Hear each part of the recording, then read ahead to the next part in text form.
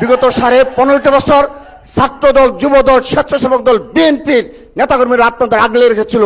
আগামীতেও সকল ষড়যন্ত্র শহীদ রাষ্ট্রপতি জিয়া রহমানের আদর্শকে বুকে ধারণ করে, দেশনেত্রী বেগম খালেদা জিয়ার আপাসনতা বুকে ধারণ করে, তার সুযোগ্য উত্তরসূরি জনাব তারেক রহমানের নেতৃত্বে আমরা সকল ষড়যন্ত্র মোকাবেলা করব। ছাত্রদলের নেতাকর্মীরা 28 অক্টোবর 2023 সালের পরবর্তী যে বাস্তবতায় বাংলাদেশে ছিল, সেদিন একমাত্র এই বাংলাদেশ জাতীয় ছাত্রদল সহ এই বিএনপি নেতাকর্মীরা বিরোচিত ভূমিকা পালন করেছিল বিদায় খুনি হাসিনার সেই একপেশী নির্বাচন হয়েছিল।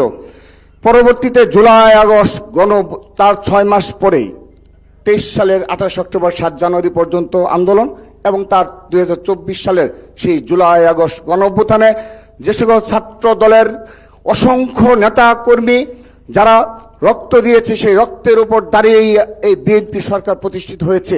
সেই তো আমি সর্বশেষ অপ্রাসঙ্গিক হলো নিবেদন রাখছি। আজকে এখানে অনেক এমপি এবং মন্ত্রী মহোদয় উপস্থিত রয়েছেন।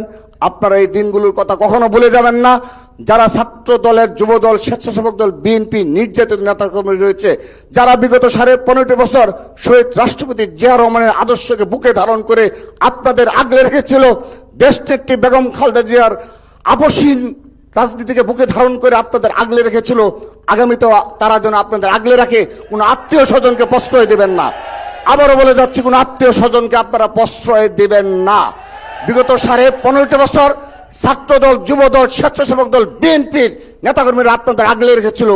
আগামীতেও সকল ষড়যন্ত্র শহীদ রাষ্ট্রপতি জিয়া রহমানের আদর্শকে বুকে ধারণ করে, দেশনেত্রী বেগম খালেদা জিয়ার আপাসনতা বুকে ধারণ করে, তার সুযোগ্য উত্তরসূরি জনাব তারেক রহমানের নেতৃত্বে আমরা সকল ষড়যন্ত্র মোকাবেলা করব। সেই প্রতিজ্ঞা ব্যক্ত করে আমি আমার বক্তব্য শেষ করছি।